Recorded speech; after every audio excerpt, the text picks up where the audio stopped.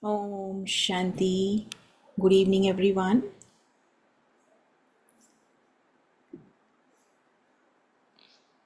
So, we will continue the second part of yesterday's Murli, where Baba was asking us to use all the treasures that we have received from Baba in a worthwhile way, and at the same time, not thinking that this is mine, that is mine, to have the consciousness that everything that belongs to me belongs to God. So Baba was asking us not to have me and mine in our awareness. Otherwise, if there is me and mine, that makes the soul dirty, and then we become sinful. So Baba was asking us to not to have this consciousness of me and mine, and to always stay pure, stay combined with Baba, and use every treasure that we are receiving from Baba in a worthwhile way. And that is the key to success. So we will continue from here. Let me share with you the Murli. Okay. So Baba was saying to use something in a worthwhile way is the key to success. Do you understand what you have to do? Do not be happy with just yourself. I am very good and virtuous.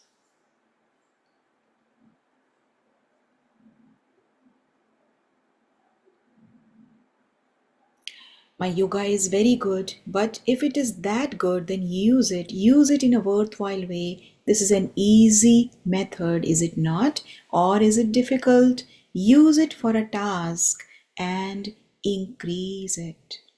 So Baba was asking us, the more you use it, the more you increase your treasures. So it will continue to increase without any effort, and you will then use it in comfort for 21 birds. You will not have to make any effort. There is an unlimited gathering. There is the praise of your memorial mentioned in the scriptures.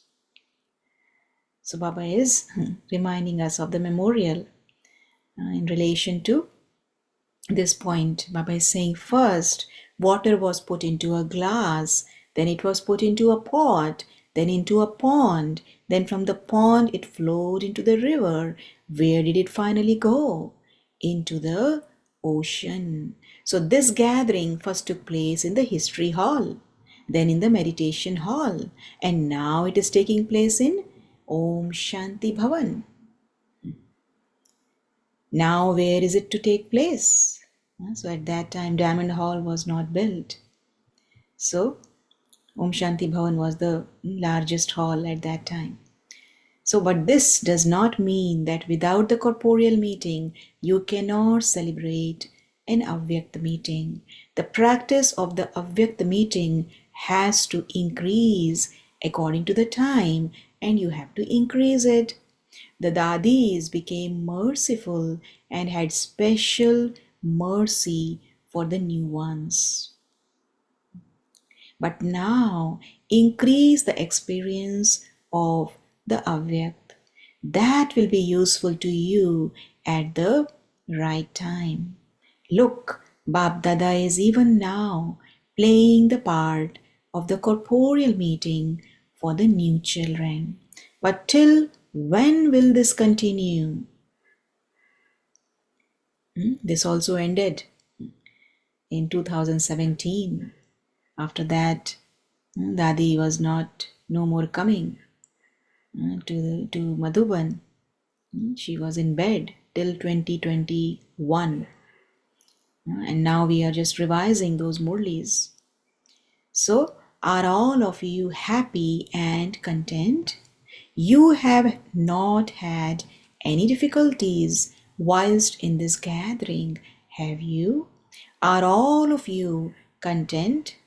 Are you content? in living outside also. This is also a part in the drama. Since you say that the whole of Abu will belong to you, how is this to happen? So first of all, at least place your feet there. So now there is just the name of a dharamshala, but then it will all become yours. Look, even in the foreign lands, it has already happened that when people were not able to use a church so much, they gave it to the Brahma Kumaris to use. And we have the center in New York. That was a church. And in San Francisco also, it was church. In Cinnamonson also, it was a church. So many places, churches were given to Baba, and the centers are running from there. So people offer for your use those big places they have but are not able to run either by your paying money or by some other way. So now some such places in the foreign lands are becoming centers. Since it has begun in the foreign lands, it will happen here also, will it not? So the feet of the Brahmins are being placed at every place. There is significance in this also. So the Brahmins receive the part in the drama to set their feet there. So what will you do when the whole of Abu becomes yours? They themselves will offer it to you, saying, you look after it. They will say, look after us, and also the center. Therefore, wherever and whatever part you receive at any time, play it whilst being even more Ras Yukta. One who knows all secrets.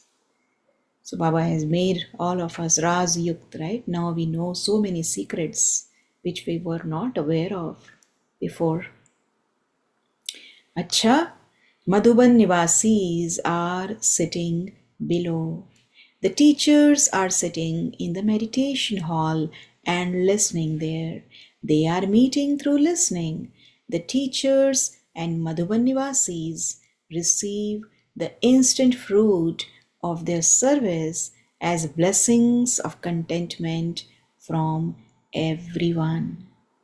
These blessings from the Brahmin souls and the Father are useful in the form of an extra lift. The blessings from the heart of Brahmin souls are no less.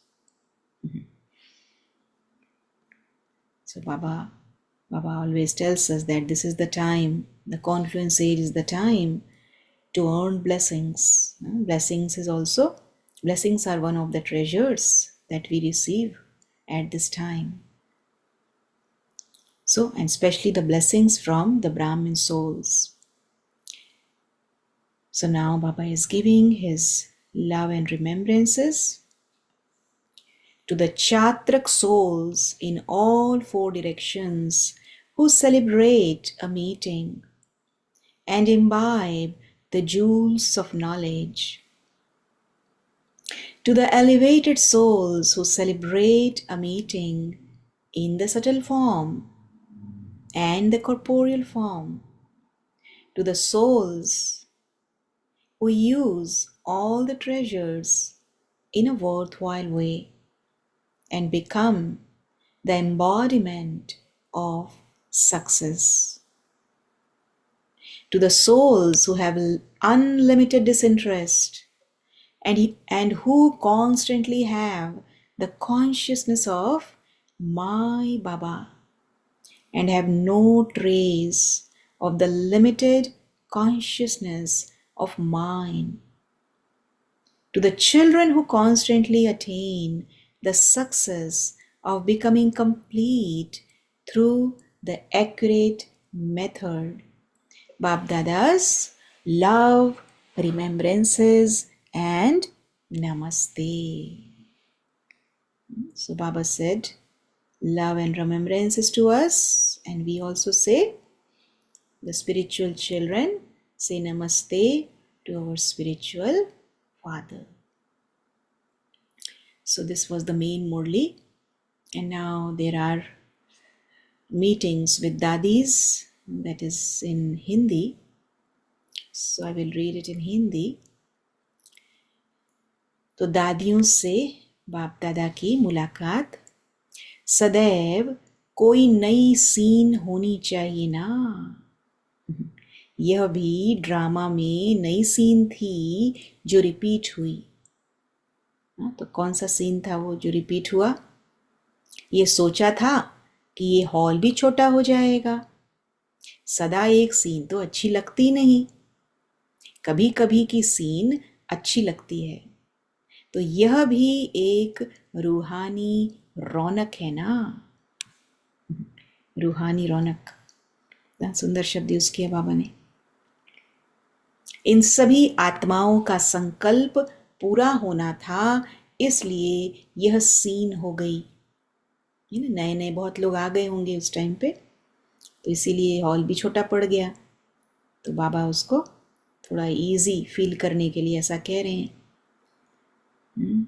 इन सभी आत्माओं का संकल्प पूरा होना था, इसलिए यह scene हो गई। यहाँ से छुट्टी दे दी, भले आओ। तो क्या करेंगे?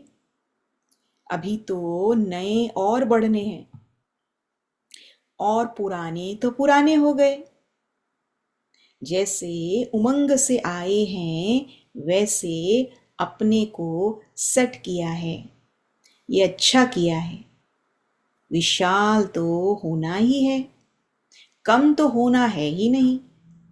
बाबा का यज्ञ तो बढ़ना ही है।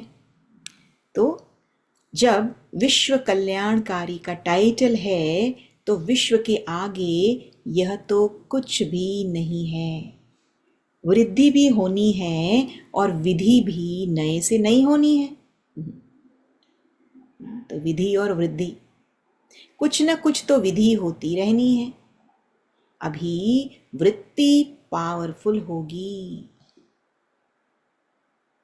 तपस्या द्वारा वृत्ति पावरफुल हो जाएगी, तो स्वतः ही वृत्ति द्वारा आत्माओं की भी वृत्ति चेंज होगी। वो 91 को तपस्या वर्ष मनाया था, तो बाबा ये कह रहे हैं कि इतनी तपस्या करो जिससे कि वृत्ति जो है वो पावरफुल हो जाए ना। वृत्ति से वायुमंडल बनता है ना, जैसी वृत्ति होती है वैसा वायुमंडल बदलता है।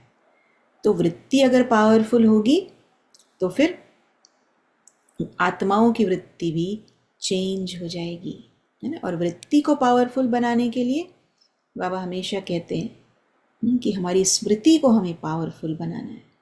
जैसी स्मृति होगी, तो स्मृति बाबा ने क्या दिलाई कि मैं कौन हूँ? विश्व कल्याणकारी। ये टाइटल, इसको जब हम स्मृति में रखेंगे तो स्मृति से क्या होगा? हमारी वृत्ति वैसी बनेगी, और वृत्ति जैसी होगी फिर वैसी दृष्टि होगी। दृष्टि हमारी प्योर होगी, पावरफुल होगी, तो फिर वैसी हमारी कृति भी होगी। जैसी कृति होगी फिर वैसी हमारी संस्कृति बन जाएगी, और जैसी हमारी संस्कृति होगी वैसी हमारी सृष्टि बन जाएगी, है ना। तो ये पूरा सीरीज बाबा हमको एक्सप्लेन करते हैं। स्मृति से वृत्ति, वृत्ति से दृष्टि, दृष्टि से कृति, कृति से संस्कृति, और संस्कृति से सृष्टि। और फिर हमारी सृष्टि कैसी होगी? विश्व कल्याणकारी की जब स्मृति रहेगी तो फिर वैसा हम संसार बना सकेंगे। ऐसा संसार जहाँ सबका कल्याण होगा। तो वैसी तपस्या बाबा हमको करवाना चाहते हैं। इतनी पावरफुल तपस्या हमारी हो जिससे कि हमारी स्थिति बहुत ऊंची हो, है ना। जैसी स्मृति होती है फिर वैसी हमारी स्थिति बनती है। तो स्मृति से स्थिति तक पहुंचने के लिए हमको ये सब कुछ विधि बाबा ने हमको बताई है, कैसे स्मृति से, ऊंची स्मृति से हमारी ऊंची स्थिति बन सकती है। अच्छा, आप सब सेवा करते थकते तो नहीं हो ना, मौज में आ रहे हो, मौज ही मौज है। अच्छा, फिर पार्टियों से सदा अपने को एक रस स्थिति में अनुभव करते हो।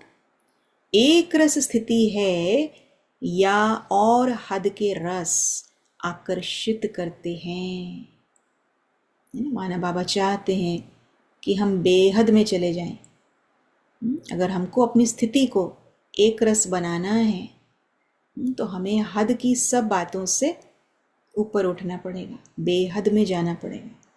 तो एक रस स्थिति बनाने के लिए हमें वो बेहद के रस में, माना एक बाबा की याद में ही हमको सर्व संबंध एक बाबा से ही अनुभव करते हुए सारे रस बाबा के साथ ही हमको अनुभव करने हैं। तो माना बेहद में जाना है एक रस स्थिति बनाने के लिए। तो निरंतर योगी बन गए, सदा पावरफुल योग है या फर्क पड़ता है। निरंतर अर्थात अंतर न हो। कितनी सुंदर बात बाबा ने कही। कोई अंतर नहीं होना चाहिए हमारे योग में। जैसे इस सेकंड जो हमारा योग बाबा के साथ एकदम लगा हुआ है, वही उसी तरह का योग हमारा नेक्स्ट सेकंड में भी लगे। एक सेकंड दूसरे सेकंड से डिफरेंट नहीं होना चाहिए। 100% योग हमारा पूरे टाइम रहना चाहिए। बाबा ये चाहते हैं, निरंतर कोई अंतर न हो।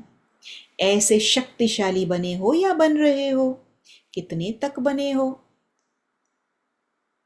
अब उसका परसेंटेज बाबा पूछ रहे हैं। 75% तक पहुंचे हो, क्योंकि सदा एक रस का अर्थ ही है, क्या है सदा एक रस का अर्थ? एक के साथ सदा, जैसे बाप वैसे मैं, बाप समान। बनना तो बाप समान है, बाप तो शक्ति भरते ही हैं। रोज की मुरली क्या है? शक्ति भरती है ना, लेकिन भरने वाले भरते हैं। बाबा तो दे रहे हैं हमको रोज कितने सारे नॉलेज के पॉइंट्स, लेकिन हम उसमें से कितना ले रहे हैं डिपेंड हमारे ऊपर करता है। तो शक्ति भरती है ना, लेकिन भरने वाले भरते हैं।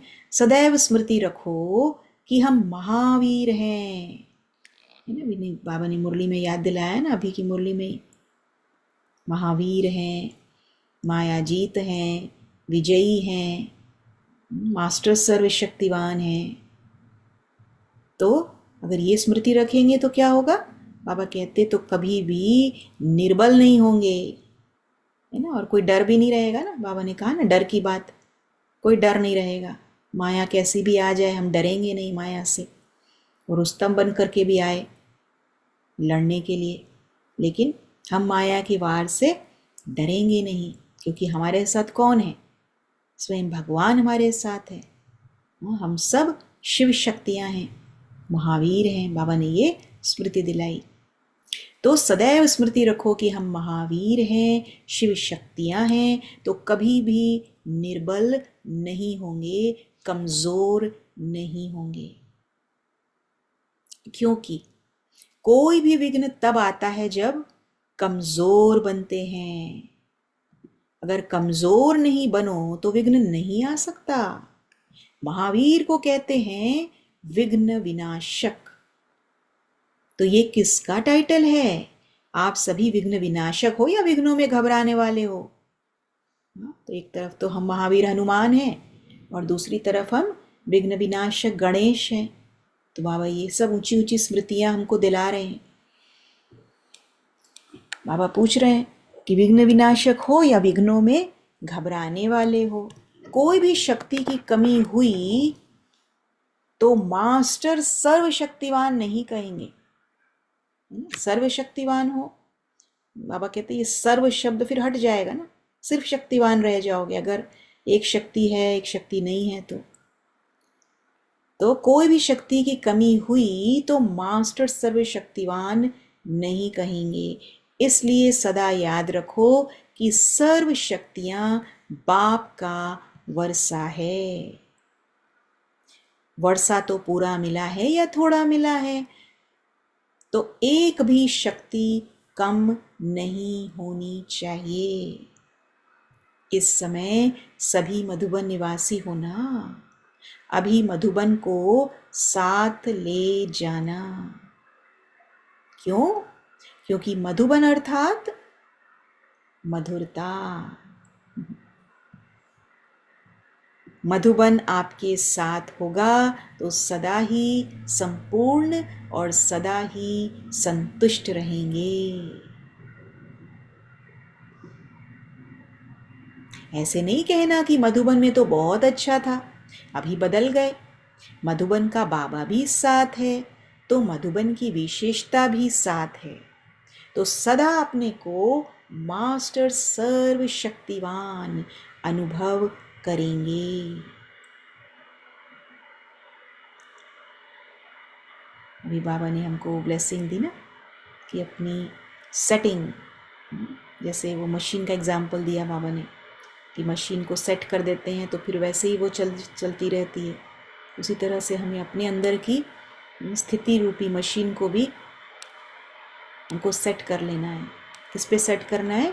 कि मैं मास्टर सर्वशक्तिवान, मास्टर ऑल माइटी अथॉरिटी हूँ, तो वो हमें सेट करना है। तो यहाँ पर भी बाबा कह रहे हैं हमेशा ऐसा फील करो जैसे मधुबन का बाबा भी साथ है तो मधुबन की विशेषता भी साथ है। और विशेषता क्या है?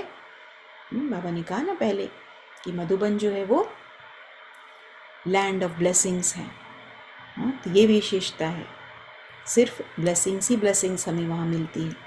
तो ये स्पेशल ब्लेसिंग मास्टर सर्वशक्तिवान, ये बाबा कह रहे हैं इसका अनुभव करेंगे। सभी तीव्र पुरुषार्थी हो या पुरुषार्थी हो, तीव्र पुरुषार्थी की निशानी क्या होती है? तो तीव्र पुरुषार्थी सदा उड़ती कला वाला होगा, सदा डबल लाइट होगा। अगर हम रियली में तीव्र पुरुषार्थी हैं तो हम सदा हल्के रहेंगे, सदा उड़ते रहेंगे, सदा डबल लाइट रहेंगे, कभी ऊपर कभी नीचे नहीं, सदा उड़ती कला। बाबा हमेशा सदा वर्ड अंडरलाइन कराते ना, कभी कभी तो है ही नहीं हमारे डिक्शनरी में। बाबा कहते हैं सदा उड़ते रहना है। तो जितना जितना विचित्र बाप से प्यार है, तो जिससे प्यार होता है वैसा ही बनना होता है। स्वयं भी विचित्र आत्मा रूप में स्थित होंगे तो उड़ती कला में रहेंगे। तो विचित्र बाप से प्यार है तो फिर वैसे ही हमें बनना है। तो मैं विचित्र आत्मा विचित्र बाबा के साथ, ये अगर हम स्मृति में रखेंगे तो हमारी स्थिति कैसी होगी? उड़ती कला वाली स्थिति बनी रहेगी। अच्छा, फिर बाप दादा का मधुर याद पत्र डबल विदेशी भाई बहनों प्रति। तो चारों ओर के डबल विदेशी बच्चों को बाप दादा दिलवर की दिल से बहुत बहुत याद प्यार स्वीकार हो। सर्व बच्चों की मधुबन के रिफ्रेशमेंट के उमंग उत्साह की खुशबू पत्रों द्वारा, रूरिहान द्वारा बाप के पास पहुंच रही है। बाप दादा भी बच्चों का तीव्र पुरुषार्थ देख खुश हो रहे हैं और सदा आगे उड़ाने में साथी हैं। ईश्वरीय परिवार के भी सहयोग की दुआएं सदा सबके साथ हैं। देखो मीठे बच्चे इस तपस्या वर्ष में लगन की अग्नि द्वारा सर्व व्यर्थ संकल्प, समय और संस्कारों को समाप्त कर समर्थ संपन्न बनने का जो दृढ़ संकल्प किया है उनको अपनी हिम्मत और बाप की मदद से पूरा करना ही है। तो क्या दृढ़ संकल्प किया कि लगन की अग्नि द्वारा सर्व व्यर्थ संकल्प, समय और संस्कारों को समाप्त करना है और समर्थ संपन्न बनना है। तो ये दृढ़ संकल्प किया। बाबा कह रहे हैं हिम्मत अपनी भी रखी तो बाबा की मदद मिलना ही मिलना है। तो इसके लिए सदा बाप को अपने कंपेनियन के रूप में साथ रखना और कंपनी तीव्र पुरुषार्थी फॉलो फादर ब्राह्मण आत्माओं की करनी। तो हमारी कंपनी किसके साथ है और हमारा कंपेनियन कौन है, ये ध्यान रखना ज़रूरी है। तो बाबा को अपना कंपेनियन बना के रखना और किसकी कंपनी में रहना, तीव्र पुरुषार्थी फॉलो फादर ब्राह्मण आत्माओं, उनकी कंपनी में रहना। तो इसमें ही सहज सफलता अनुभव करते रहेंगे। डबल विदेशी बच्चों पर तो विशेष बाप का प्यार है, क्योंकि बच्चे भी बाप के लव में लीन रहते हैं। उड़ते रहो और उड़ाते रहो। अच्छा, फिर 6 अप्रैल 91 को खास दादी जी तथा दादी जानकी जी से मिलने दीदी के कमरे में बाप दादा पधारे। स्पेशल मीटिंग, दादी जी, दादी जानकी और दीदी। तो कर्मातीत स्थिति के समीप आ रहे हैं। तो दीदी के कमरे में बाप दादा पधारे। दीदी तो उस समय पे नहीं थी ना, 83 में दीदी जा चुकी थी ना, व्यक्त हो चुकी थी। तो दादी जी और दादी जानकी जी से मिलने के लिए आए थे बाबा। तो कर्मातीत स्थिति के समीप आ रहे हैं। कर्म भी वृद्धि को प्राप्त होता रहता है, लेकिन कर्मातीत अर्थात कर्म के किसी भी बंधन के स्पर्श से न्यारे। तो बाबा ने हमको एक रस स्थिति की बात बताई, बाबा हमें कर्मातीत स्थिति उसके बारे में बता रहे हैं कि कर्मातीत का मतलब कर्म के किसी भी बंधन के स्पर्श से न्यारे, ऐसा ही अनुभव बढ़ता रहे। है ना, अभी हमें ऐसे कर्म करने हैं जिससे कि हमारे संबंध अच्छे हों। कर्म के बंधन में नहीं फंसना है हमको, लेकिन कर्म संबंध हमारा अच्छा होना चाहिए। नहीं तो फिर हम अकाउंट क्रिएट करते रह जाते हैं। बंधन अगर होगा तो अकाउंट क्रिएट होगा, संबंध अगर अच्छे से निभाएंगे तो अकाउंट हमारा क्लियर होता जाएगा। तो कर्मातीत अर्थात कर्म के किसी भी बंधन के स्पर्श से न्यारे, ऐसा ही अनुभव बढ़ता रहे जैसे मुझ आत्मा ने इस शरीर द्वारा कर्म किया ना, ऐसे न्यारापन रहे। न कार्य के स्पर्श करने का और करने के बाद जो रिजल्ट हुई उस फल को प्राप्त करने में भी न्यारापन। तो बहुत डीप बात बता रहे हैं बाबा। कर्म को स्पर्श करने का और करने के बाद जो रिजल्ट हुई है ना, कई बार ऐसा होता है ना, कुछ कर्म करते हैं फिर उसका जो रिजल्ट आता है फिर उसके बारे में ही सोचते रह जाते हैं, ऐसा हो गया वैसा हो गया, ये नहीं होना था वो नहीं होना था। हाँ, तो हम बिल्कुल डिटैच हो जाएं। हाँ, अगर कुछ हमने गलती करी तो उससे लर्न करें, लर्न करके फिर हम आगे बढ़ते जाएं। उसी को अगर हम बार बार सोच रहे हैं तो फिर वो बंधन हो गया ना, हमारी बुद्धि बार बार उसी में जा रही है, तो फिर हम फ्री नहीं है ना। अगर बुद्धि किसी भी चीज़ में जा रही है इसका मतलब हमारा बाबा के साथ बुद्धि योग तो फिर गड़बड़ हुआ ना। तो इसीलिए बाबा हमको ये न्यारेपन का पाठ पक्का करा रहे हैं। कर्म का फल अर्थात जो रिजल्ट निकलती है उसका भी स्पर्श न हो, बिल्कुल ही न्यारापन अनुभव होता रहे। और ऐसे ही होता था, दादी जैसे जाती थी ना दादी जानकी कोई भी जैसे कहीं पर भी सेवा के लिए गई, सेवा करी और उसके बाद फिर उसको सब कुछ भूल जाती थी, उनको कुछ भी याद नहीं रहता था, ये सेवा करी वो सेवा करी, कौन आया उस सेवा में, क्या क्या हुआ, बस सेवा करी वापस आई और फिर दूसरी सेवा के बारे में उनका सोचना शुरू हो जाता था, अब क्या करना है, आगे क्या करना है। तो दादी हमेशा आगे का सोचती थी, पिछला जो हुआ उसको एकदम फुल स्टॉप लगा के आगे बढ़ जाती थी, है ना। तो वही बाबा सिखा रहे हैं कि कर्म का फल अर्थात जो रिजल्ट निकलती है उसका भी स्पर्श ना हो। इसीलिए वो हमेशा ना पिक्चर्स वगैरह लेने के लिए हमेशा मना करती थी, है ना। कहती थी ये फोटो वोटो क्या निकाल रहे हो, ये जो मोमेंट है उसको तो फील करो ना।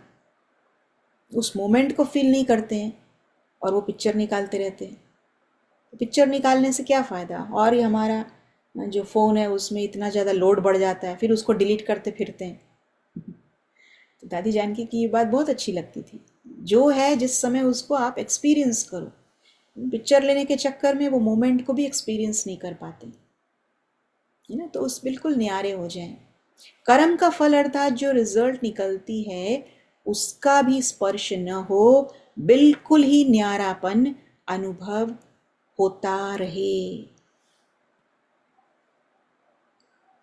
जैसे कि दूसरे कोई ने कराया और मैंने किया।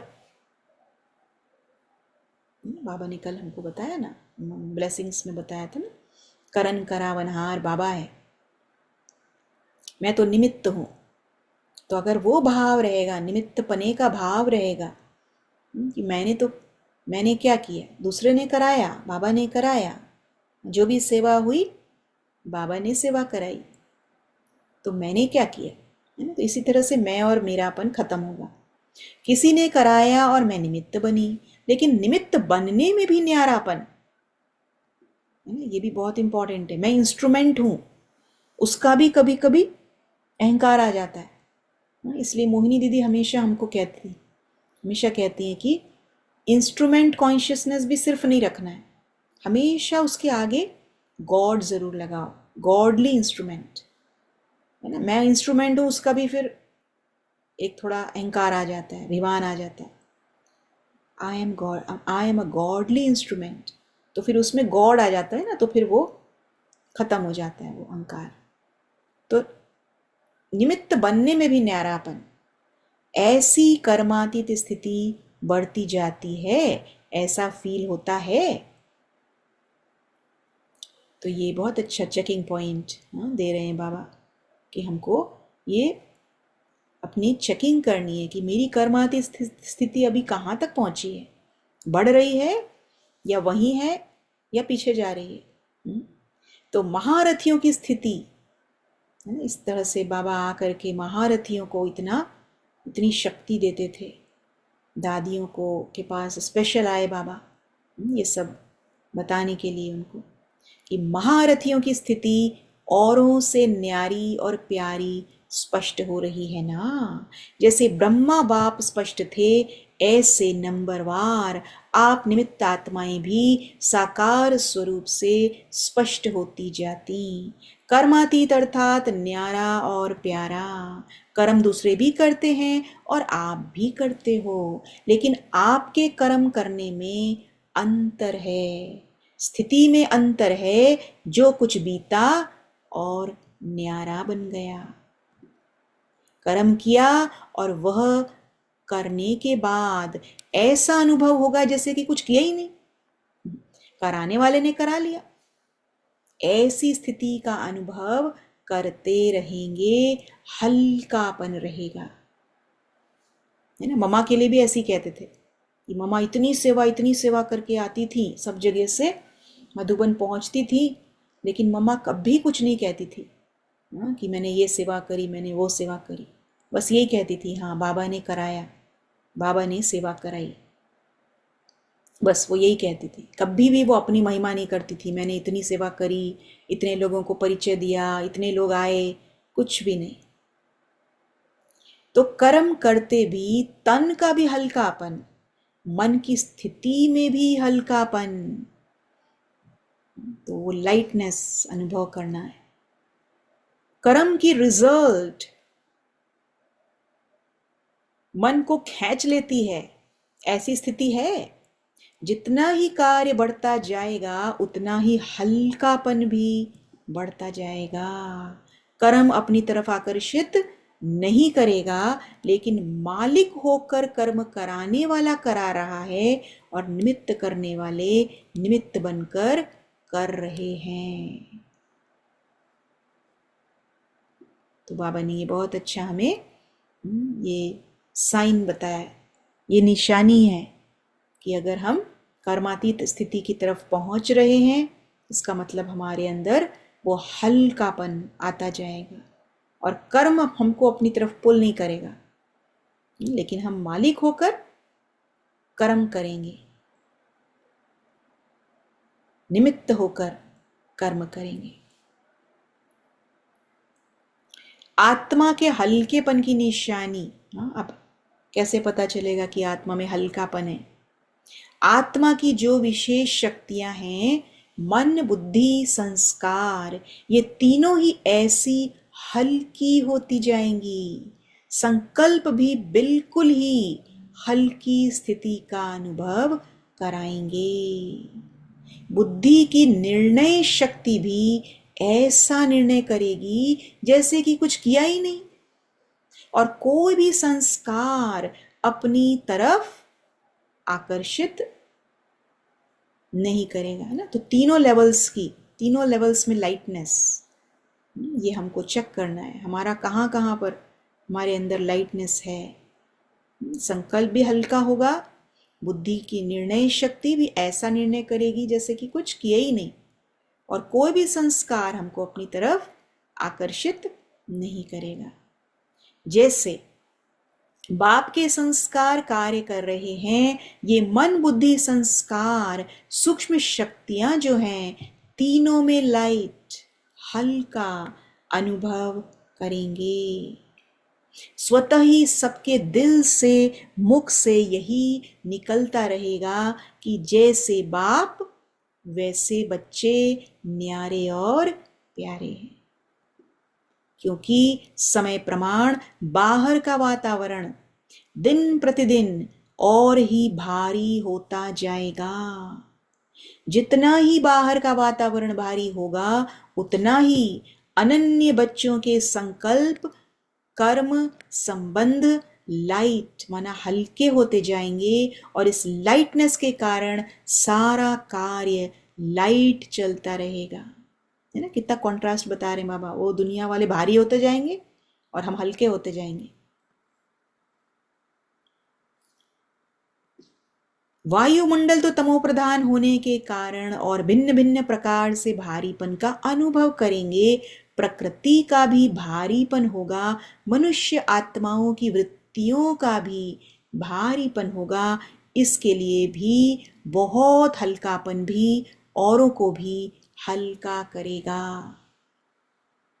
तो हमारा हल्कापन जो है वो दूसरों के भारीपन को हल्का करेगा, कम करेगा। तो इसीलिए हमको अपने हल्केपन को बढ़ाना है, जिससे कि दूसरों की मदद हो। तो अच्छा, सब ठीक चल रहा है ना?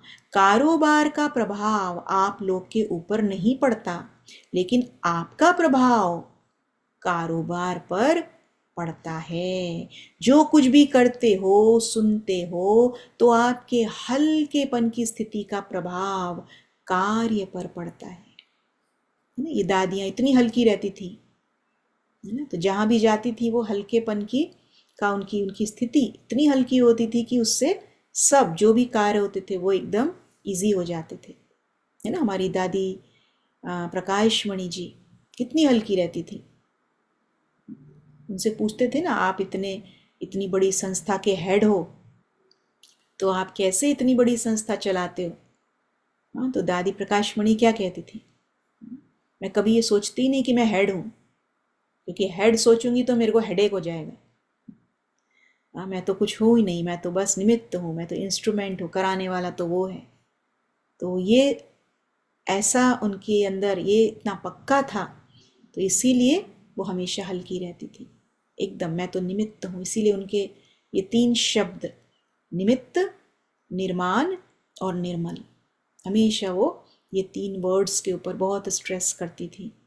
अपने को निमित्त समझना, निर्माणता का भाव रखना और निर्मल वाणी होनी चाहिए। है ना, उस दिन बाबा ने कहा था ना, भाव, भावना और स्वभाव।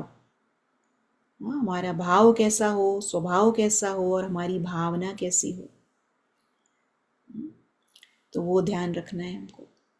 तो कार्य की हलचल का प्रभाव आप लोगों के ऊपर नहीं आता।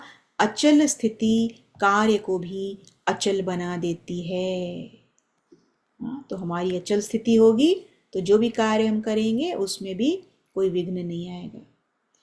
तो सब रीति से असंभव कार्य संभव और सहज हो रहे हैं और होते रहेंगे ना। बाबा ने ऐसे ब्लेसिंग्स दी, असंभव भी संभव हो जाएगा और सहज हो जाएगा। अच्छा, ओम शांति।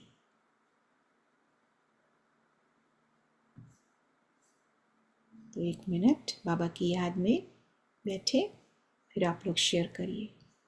इसको भी शेयर करना है, कर सकते हैं।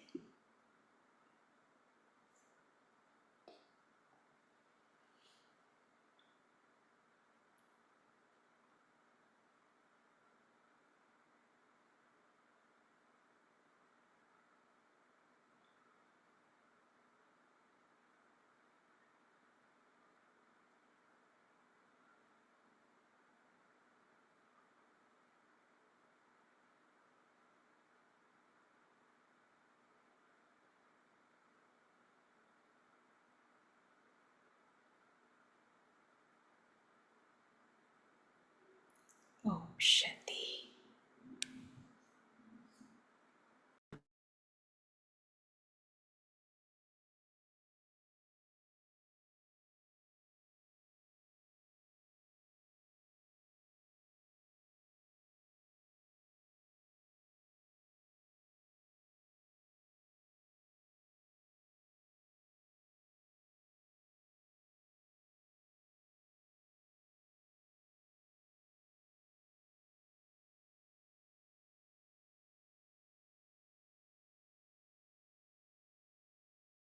So anyone wants to share, please go ahead.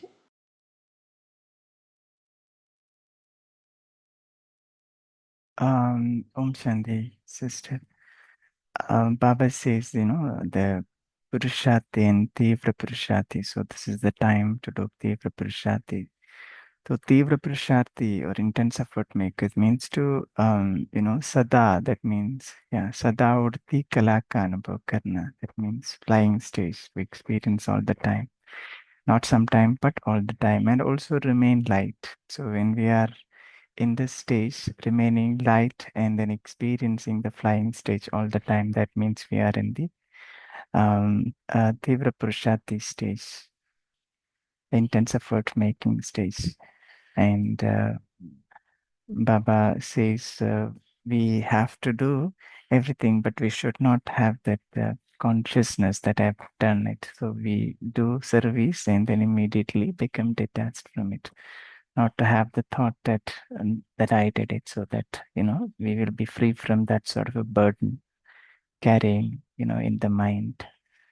So that stage is very near to that karmadit stage, right? So karma karte nyare ho jana, not having that thought I did it. So just instrument, godly instrument, like you highlighted. So we don't have that consciousness. We will be free from that consciousness, which will make us light and that will help us to fly high with Baba. Oh, Shanti, thank you.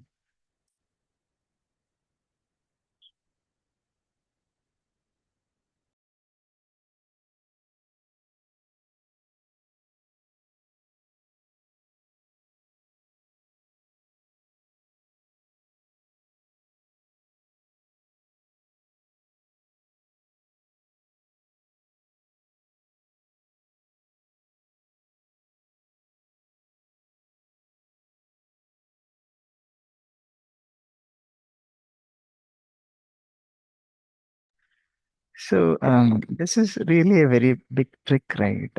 So we have to do karma and also remain light. right? Which means remaining light is not to have that consciousness of the karma that I'm doing, right? So when we do karma, but at the same time not to have the thought that I am doing, then we can remain light and we can also involve ourselves in much more activities. That's where our potential increase, right? But coming into karma, then there's going to be obstacles. So when we deal with the obstacles, definitely some consciousness will bite our mind. That will make us increase the burden, right? And that's where we come into stress and all that problem. So it's really an art, I think, doing karma and also remaining light. Sister, can you throw some more light onto it? How can we really balance that? Yeah, and Yeah. that's why Baba keeps telling us many different methods how we can stay light while we are performing actions, because it's very easy to slip into that action consciousness rather than soul consciousness. So that's why, yesterday Baba gave us this yukti, that you have to set your internal machine, your sthiti, you have to set it into that this awareness that I am Master Almighty Authority. So whenever we start any karma, we should we should set ourselves on this seat. सोमान की seat पर set होकर के हमें हर कर्म करना है. Baba always says this. Because we don't set ourselves, even if we are thinking I am this and this, but then while we are acting at that moment, that consciousness slips, that awareness slips away, and because of that we become karma conscious Soul rather than conscious. soul conscious. So that's why we have to stop in between and just pause every now and then and just see whether we are really sitting, whether there's we are sitting on the seat of self-awareness or not. That's why we have this traffic control every hour for a minute, so that we can check. And then if we see that we have slipped away from this consciousness, then we can again set ourselves on that seat of awareness, because whatever is in our smriti, that is what is going to create our sthiti. Jaisi smriti vaisi sthiti. So we have to again and again keep checking what is in my awareness, what is in my smriti. So that's the trick Baba is teaching us. That is the root cause. Our smriti is the root cause of pain and suffering and happiness.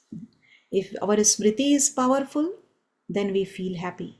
But the moment our smriti is not that powerful, it becomes weak, then we start feeling weak. So that's why we have to work on our soul consciousness. The first lesson, coming back to the first lesson.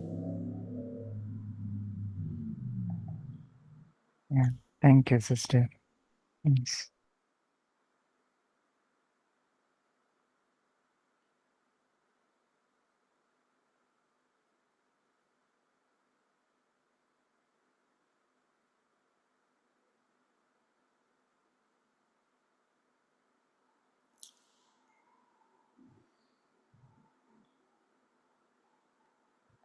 Yes, anyone else?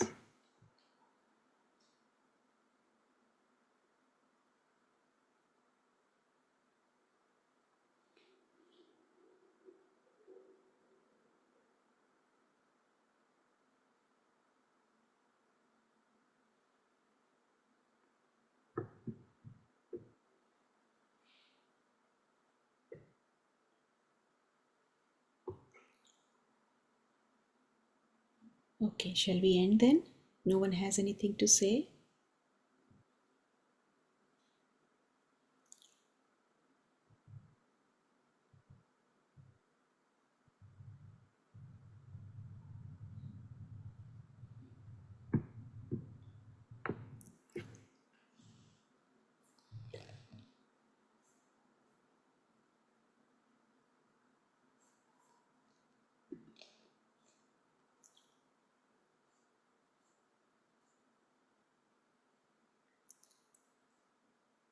Okay, so let's take a few moments to remember Baba and thank Baba for enriching us with such powerful points of knowledge.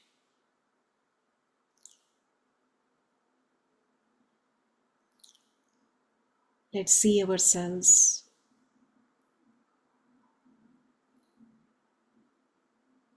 as intense effort makers,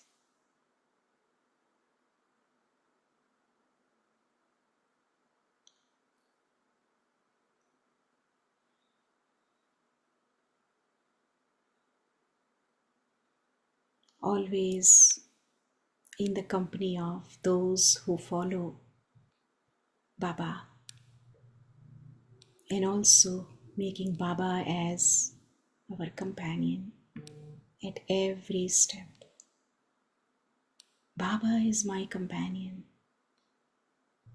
and in the company of Baba, I, the soul, am always light, always powerful, always seated on this seat of awareness that I, the soul, am master, almighty authority.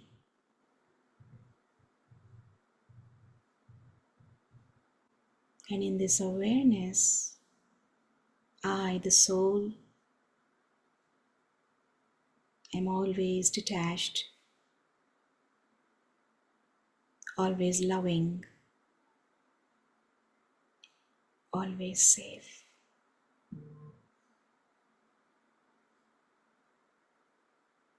Om Shanti.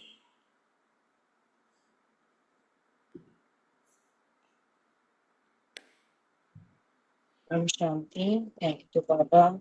Thank you, Kanisha sister. Thank you, Divine Family. See you tomorrow at 5 a.m. Until then, have a lovely day.